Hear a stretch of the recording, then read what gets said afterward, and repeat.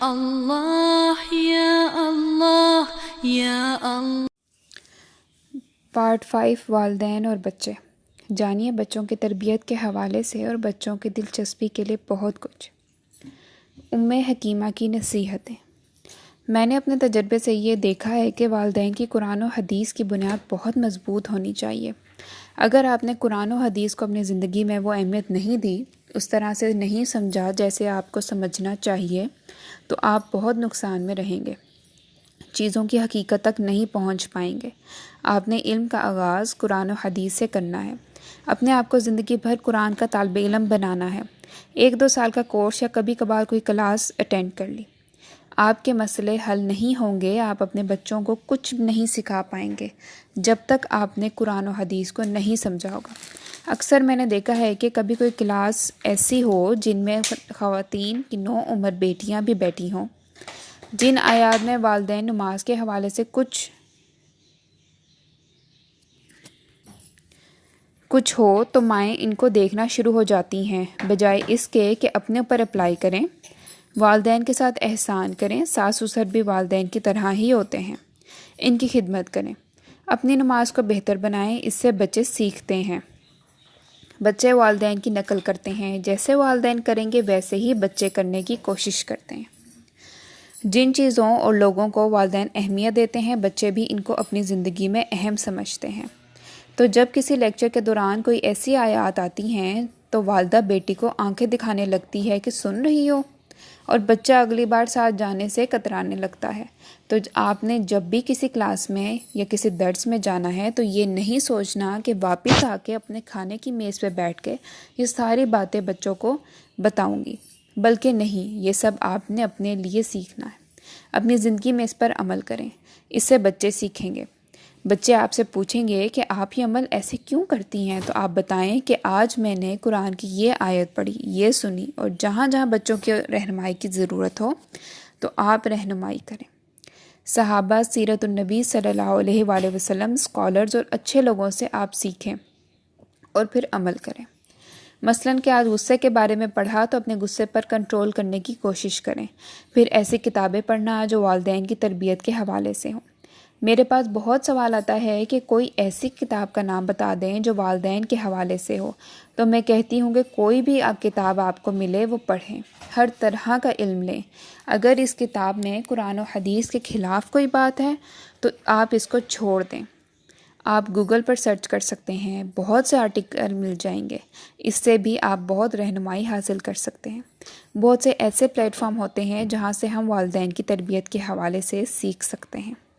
اب عمل کیسے ہوگا، اس کے بارے میں تھوڑا پڑھ لیتے ہیں کہ آپ نے جب قرآن و حدیث پڑھنی ہے تو کیسے سمجھنا ہے۔ والدین ہونے کے ناطے آپ نے اس اصول کو اپنے گھر میں کیسے اپلائی کرنا ہے، کون سی اسکل سیکھنی ہے، میرے گھر کے چیلنجز کیا ہیں، میرے گھر کی روزمرہ کی زندگی میں یہ اصول کیسے شامل کرنا ہے۔ کوئی مسئلہ آ گیا تو میں نے کیسے اس کو اپلائی کرنا ہے، اپنی عبادت میں کیسے شامل کرنا ہے، اپنے تعلقات میں کیسے اپلائی کرنا ہے، لوگوں سے ملتے ملاتے ہوئے کیسے اپلائی کرنا ہے۔ جیسے آپ نے صبر کرنے کے بارے میں پڑھا تو آپ نے سوچنا ہے کہ میرا صبر کیسے ہوتا ہے۔ جب میں گاڑی پہ بچوں کے ساتھ جا رہی ہوتی ہوں یا جب کوئی گاڑی میرے آگے سے گزرتی ہے تو میرا رد عمل کیا ہوتا ہے۔ میری روٹین میں کوئی اتنا خاص کام نہیں تھا، لیکن میں 10 منٹ لیٹ ہو گئی، یا ملازمہ سے گلاس ٹوٹ گیا تو میرا صبر کیسا تھا۔ بچے کے کمرے میں گئی تو وہاں کوئی چیز پڑی ہوئی تھی جو مجھے ٹھیک نہیں لگ رہی تھی۔ جیسے لاک ڈاؤن میں تو گھر میں سب ہی ہوتے ہیں، بچے بھی ہیں، میاں بھی ہیں، کام بھی بہت زیادہ ہو گیا، تو ان میں میرے صبر کا معیار کیسا ہے، یا عبادت کرتے ہوئے ٹینشن میں رہتی ہوں یا پرسکون، سلام پھیر کے بچوں کو ڈانٹنا تو شروع نہیں کر دیتی، یا اس سے پہلے سب چیزوں کو سیٹ کر کے رکھیں۔ لوگوں سے تعلقات میں میرا صبر کہاں کہاں تک ہے، اس بات کو نوٹ کریں۔ بچوں کے سامنے بلند آواز میں دوسروں کی برائیاں نہ کیا کریں۔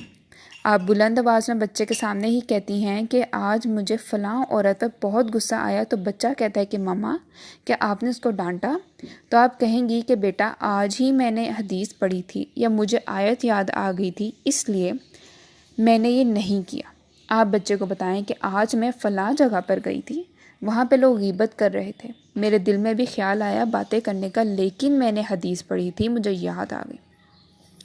اس لیے میں نے اپنے آپ کو روک لیا، یا آپ بچوں کو بتائیں کہ آج مجھ سے چھوٹی سی غلطی ہو گئی تھی جس سے میں نے سختی سے کام لیا، تو مجھے فوراً کہیں گے کہ پھر مما آپ نے کیا کیا۔ پھر آپ بچوں کو بتائیں کہ میں نے استغفار کی اور اللہ سے معافی مانگی، یعنی آپ اپنے بچوں کو یہ بتا رہی ہیں کہ مستند ذرائع سے مجھے یہ بات پتہ چلی ہے، اب اس پہ عمل کرنا میرے لیے ضروری ہے۔ بچوں کے ساتھ موقع کی مناسبت سے بات کریں تاکہ ان کے دل میں یہ باتیں بیٹھ جائیں۔ پھر آج کل لاک ڈاؤن میں جو چیلنجز درپیش ہیں کہ پہلے بچے اسکول ہوتے تھے تو ماؤں کا دل کرتا تھا کہ بچے گھر ہوں تاکہ میں ان کے ساتھ باتیں کر سکوں، لیکن اب آج کل لاک ڈاؤن کے دنوں میں بچے گھر ہوتے ہیں تو ہمیں وہ بھی نہیں پسند۔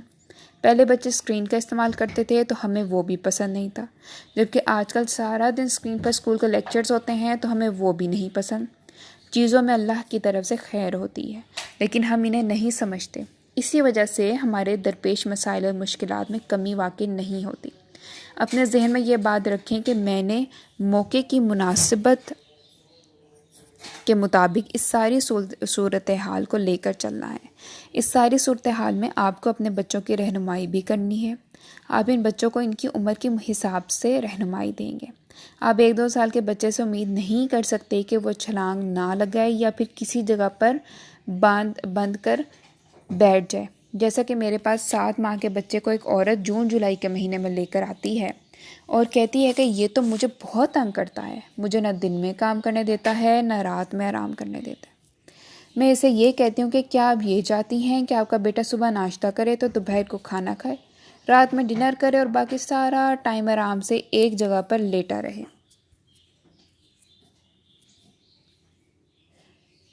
کیا ایسا ممکن ہے؟ تو وہ آگے سے ہنس کر کہتی ہیں اٹ از ناٹ پاسبل، ممکن ہی نہیں ہے۔ بچے کو عمر کے لحاظ سے دیکھنا چاہیے، اس عمر میں بچے کتنا صبر کر سکتے ہیں، بچے کو کیا سیکھنا ہے۔ اس کے لیے یہی بات ہے کہ علم کے ذرائع کو دیکھنا ہوگا، بچوں کی ضروریات کو دیکھنا ہوگا، کیونکہ ایک چھوٹے بچے اور بڑے بچے کی ضروریات مختلف ہوتی ہیں۔ بچوں کے مزاج کو دیکھنا ہوگا، ایک بچہ سافٹ نیچر کا ہے اور دوسرا بچہ غصے والی نیچر کا ہے۔ اپنے گھر کے ڈائنامکس کو سمجھنا ہوگا، جیسے کہ میں گھر میں اکیلی رہتی ہوں، میرے میاں غصے والے ہیں، میرے میاں کوآپریٹیو ہیں، میرے ساس سسر جلدی گھبرا جاتے ہیں، پھر اپنا نیچر بھی ایسا ہے کہ شوہر یہاں پر نہیں ہوتا، باہر ہوتے ہیں، میں سنگل پیرنٹ ہوں۔ مطلب کتنے سارے چیلنجز ہیں جن میں گائیڈ لائن لینی ہوتی ہے۔ یہاں پر دیکھا جائے تو ہمیں ایک کتنی خوبصورت ایپلیکیشن دیکھ کر سمجھا دیا گیا ہے کن کن جگہوں پر ہمیں کام کرنے کی ضرورت ہے۔ یہ بات یاد رکھیے کہ great mind discuss ideas, average mind discuss events and small mind discuss problems. بات یاد رکھیں کہ ہمیں یہاں کس چیز کی طرف لے جایا جا رہا ہے، باقی باتیں خود بخود ہو جاتی ہیں۔ چھوٹے بچے تو اس طرح سے معلومات نہیں لے سکتے، وہ بڑے ہو کر یہ معلومات حاصل کریں گے، اس لیے ہم خود سے اس انفارمیشن کو صحیح استعمال کریں اور بچوں کو صحیح چیزیں سکھائیں۔ ساری چیزیں اس سمت میں جائیں گی۔ اور آج کا میسج میرا یہ ہے کہ علم کے ذرائع پر جانا ہے۔ یہاں پر یہ سوال کیا گیا کہ 8 سے 9 بچوں کی ٹپس بتا دیں کہ بچوں کو کیسے قابو میں رکھیں۔ اس کے لیے ٹپس کیا ہیں؟ آپ ہر چیز کا شارٹ کٹ نہ ڈھونڈا کریں۔ آپ قرآن کے اسٹوڈنٹ ہیں، آپ حدیث کے اسٹوڈنٹ ہیں، الحمدللہ۔ کنٹرول سے آپ کی کیا مراد ہے؟ کنٹرول کو گوگل کر کے پڑھیں یا اپنے آپ سے سوال کریں کہ میرے نزدیک کنٹرول کیا ہے۔ پھر آپ یہ دیکھیں کہ میرا اپنے اوپر کتنا کنٹرول ہے۔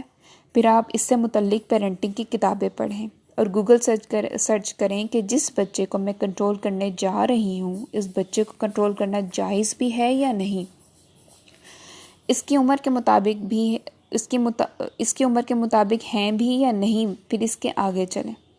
آج میں آپ کو کنٹرول کا ایک طریقہ بتاؤں گی اور کل کوئی دوسرا آپ کو کوئی دوسرا طریقہ بتائے گا۔ آپ نے اپنی خود کی سوچ کو مضبوط نہیں کیا ہوگا تو پھر یہی بات ہو جائے گی کہ جیسے کہ سنی سنائی باتیں ہوتی ہیں، تصویر کے بغیر آپ اسے فالو کرنا شروع کر دیں گے اور پھر اس کے بعد یہ بات آئے گی کہ آپ نے ہاف ٹروتھ پر نہیں جانا، ہاف ٹروتھ کیا ہوتا ہے؟ آپ مجھ سے کنٹرول کا طریقہ پوچھیں گے، میں آپ کو بتاؤں گی کہ آپ غصے سے دیکھیں گے، پیار سے دیکھ لیں گے، اس جگہ پر بیٹھ جائیں گے، مجھے یہ تو بات سمجھائیں کہ what's your meant by control۔ جی یہ بات ہمارے سب کے ساتھ ہوتی ہے، ہم غصہ بھی کر جاتے ہیں۔ جب ہم سورس آف نالج کے ساتھ وابستہ رہتے ہیں، اپنی پیرنٹنگ کو درست کرنا شروع کر دیتے ہیں۔ جب میں کوئی سیشن لیتی ہوں تو میں بھی اپنی پیرنٹنگ پر ورک کرنا شروع کر دیتی ہوں۔ میرا 11 سال کا بیٹا ہے، میں اسے کچھ سمجھا نہیں پا رہی ہوں کیونکہ وہ غصہ کرنا شروع کر دیتا ہے۔ آپ کو کیا کرنا ہے؟ سب سے پہلے تو آپ کو خود ہی یہ دیکھنا ہے کہ آپ اسے کیوں نہیں سمجھا پا رہی ہیں۔ قرآن اور حدیث کے حوالے سے کسی کو کیسے سمجھانا چاہیے، پھر میں سیرت صحابہ کرام اور تابعین اور تبع تابعین اور علامہ کرام کی کتابوں میں سے پڑھوں کہ کسی کو کیسے سمجھانا چاہیے۔ میں اپنی سیلف ڈیولپمنٹ کروں کہ کیا مجھے ایسے طریقے آتے ہیں کہ کسی کو کیسے سمجھایا جاتا ہے۔ میں آرٹیکل پڑھوں، پیرنٹنگ بکس پڑھوں کہ کیسے 11 سال کے بچے کو سمجھایا جاتا ہے۔ میں گوگل کروں۔ میں آپ کو آج کے سیشن میں تو کوئی شارٹ کٹ نہیں بتاؤں گی کہ 11 سال کے بچے کو کیسے سمجھایا جاتا ہے۔ میں چاہتی ہوں کہ آپ یہ بات سمجھ لیں کہ بطور والدین آپ کو اپنی بات بچوں کو کیسے سمجھانی ہے۔ 3 سال کے بچے کے ساتھ آپ اٹیچ ہوں، آپ اس کے ساتھ اپنا وقت گزاریں، اس کے لیے آپ کو خود بھی وقت نکالنا ہوگا۔ آپ کا ایک 10 سال کا بچہ یہ چاہتا ہے کہ آپ اس کے ساتھ وقت گزاریں، آپ کو یہ کرنا ہوگا اور پھر قرآن و حدیث کی روشنی میں دیکھنا ہوگا کہ ایک بڑھتے ہوئے بچے کے ساتھ کیسے پیش آیا جائے۔ آپ نے یہ دیکھنا ہے کہ آپ بچے کو غلط وقت پہ پیار دے رہے ہیں یا صحیح وقت پہ۔ آپ نے پیرنٹنگ بکس میں پڑھنا ہے کہ 10 سال کے بچے کو پیار کیسے دینا ہے، ان کی باتوں کو کیسے ڈیل کرنا ہے، آپ کو سارے جواب مل جائیں گے۔ آپ پڑھیں گے کہ 4 سال کا بچہ کتنا ایکٹیو ہوتا ہے، اس کا انرجی لیول کیا ہوتا ہے، یا اس کے انرجی لیول کو کیسے میچ کرنا ہے۔ آپ بچوں کی دلچسپی کے حوالے سے بات کریں۔ بچوں ویڈیو ایکشن کو کیسے ہینڈل کیا جاتا ہے، اس کے لیے آپ کو سب سے پہلے ایڈکشن کو دیکھنا ہوگا۔ آپ نے دیکھا ہوگا کہ کوئی بھی چیز نارمل روٹین سے ہٹ جائے تو وہ ایڈکشن بن جاتی ہے، جس کی وجہ سے ہم مختلف کام کرنا شروع کر دیتے ہیں۔ آپ کو اپنے ٹائم کو سیٹ کرنا ہے، اس کے علاوہ آپ کو اپنی کمیونیکیشن سکلز پر کام کرنا ہوگا۔ آپ گوگل پر سرچ کریں کہ میں نے بچوں کو کیسے ہینڈل کرنا ہے۔ آپ کو یوٹیوب پہ بھی اتنی زیادہ ویڈیوز مل سکتی ہیں۔ اگر میں کوئی جدید چیز پڑھوں یا سنوں تو میں گوگل پر سرچ کرتی ہوں تو ہزاروں آرٹیکل مل جاتے ہیں۔ مجھے اب تک یہ بات سمجھ نہیں آئی کہ لوگ شارٹ کٹ پڑھنا چاہتے ہیں۔ آپ اپنی عادت بنا لیں کہ آپ روزانہ ایک آرٹیکل پڑھیں اور جو اقدامات میں نے آپ کو بتائے ہیں ان پر عمل کریں، تو آپ دیکھیں گے کہ آپ کہاں تک پہنچ جائیں گے۔ آپ کو اپنے آپ کو اعصابی طور پر مضبوط بنانا ہے۔ اس کے علاوہ آپ نے ایسے نہیں کرنا کہ گوگل پر سرچ کیا اور جو کچھ سامنے آیا اس پر عمل کرنا شروع کر دیا، بلکہ تحقیق کرنی ہے۔ جو چیز قرآن و سنت کے مطابق ہو اس پر عمل کرنا ہے۔ اس سے سیلف ڈیولپمنٹ آتی ہے۔ اگر آپ گوگل پر کچھ چیزیں سرچ کریں تو اس میں کچھ چیزیں حرام بھی ہوتی ہیں۔ جب آپ نے بنیاد قرآن، صحابہ، تابعین اور تبع تابعین کو بنایا ہوگا تب آپ اس چیز کو ہینڈل کر پائیں گے۔ اگر گوگل پر سرچ کرنے پر آپ کے سامنے یہ آئے کہ آپ اس بچے کو میوزک سنوائیں تو آپ اس ایسے سرچ کو ڈسکارڈ کر دیں اور اس کی جگہ پر قرآن کی تلاوت سنائیں۔ آپ خود بھی پڑھیں اور اپنے بچوں کو بھی پڑھوائیں۔ بچوں کو چھوٹی چھوٹی چیزیں پڑھنے کے لیے دیں۔ آپ خود کو یہ بتائیں کہ اللہ نے مجھے یہ رتبہ دیا ہے، میں ماں ہوں، مجھے اپنے آپ کو بہتر بنانا ہے، مجھے یہ کام کرنا ہے اور اللہ کی مدد سے سارے کام ہوتے ہیں۔ اگر آپ کے ساتھ کچھ ہوا ہے تو آپ یہ سوچتے ہیں کہ میرے ساتھ ہی ایسا کیوں ہوا ہے، تو یہ تقدیر کے فیصلے ہوتے ہیں۔ ہمیں تقدیر پر یقین ہونا چاہیے اور اللہ سبحانہ و تعالی ہم پر کوئی ایسا بوجھ نہیں ڈالتے جسے ہم برداشت نہیں کر سکتے۔ میں وہ سب برداشت کر سکتی ہوں جو کوئی دوسرا نہیں سہ سکتا۔ اللہ نے میرے لیے بہترین پلاننگ کی ہے۔ سب سے پہلے قرآن اور حدیث سے اپنے اس زخم پر مرہم رکھنی چاہیے۔ دوسری بات، آپ کو ذرائع پہ دیکھنا ہے۔ آپ کو کتنی خواتین نظر آتی ہیں آپ بخاری پڑھتی ہیں تو اس میں دیکھیں کہ امام بخاری کی والدہ نے سنگل پیرنٹ ہوتے ہوئے اپنے بچے کی تربیت کی تھی۔ صحابیات کے واقعات پڑھیں تو آپ حیران ہو جائیں گے کہ ان کی زندگی میں کیا کیا مشکلات تھیں اور انہوں نے کس طرح سے اپنے آپ کو بہتر کیا، اپنے آپ کو پرسکون کیا۔ آپ نے کس طرح سے دعائیں نماز پڑھنی ہے، یعنی اس طرح سے یہ روحانی ذرائع آپ کو مضبوط کرتے ہیں۔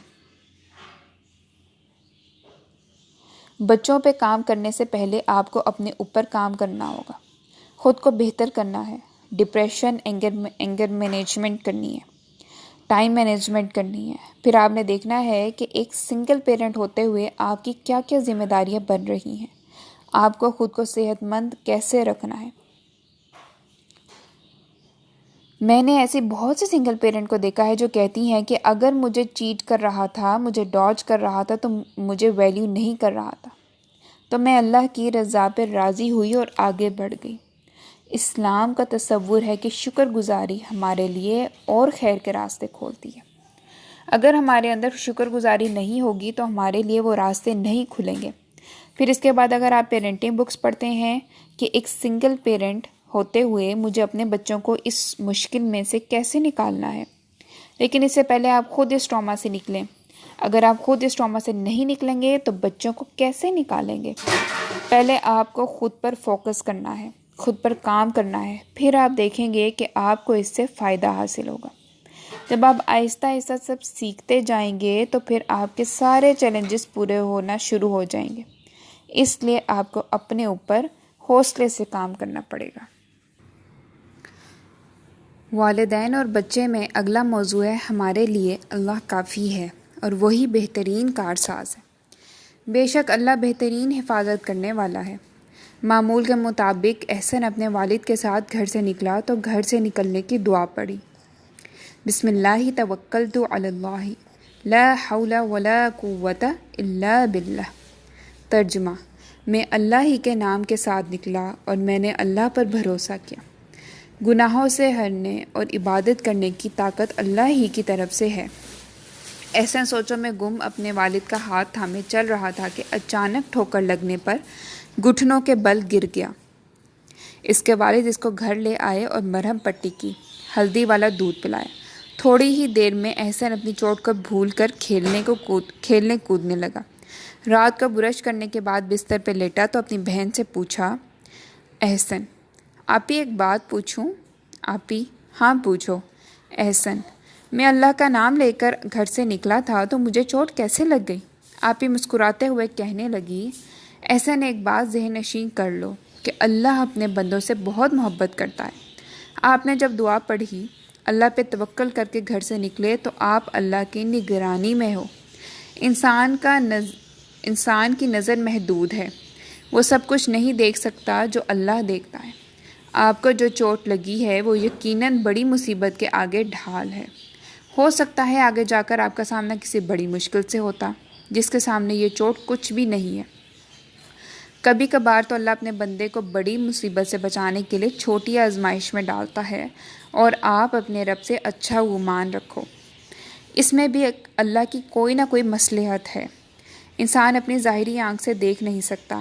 یہ سن کر احسن نے خاموشی اختیار کر لی، جیسا کہ اللہ کی رحمت، ذات اور مصلحت پر غور و فکر کر رہا ہو، اور تھوڑے ہی وقفے کے بعد کہنے لگا، آپی آپ نے درست کہا ہے، جب ہم دعا کر لیتے ہیں تو اس سب کے بعد اللہ پر توکل کر کے سب کچھ چھوڑ دینا چاہیے۔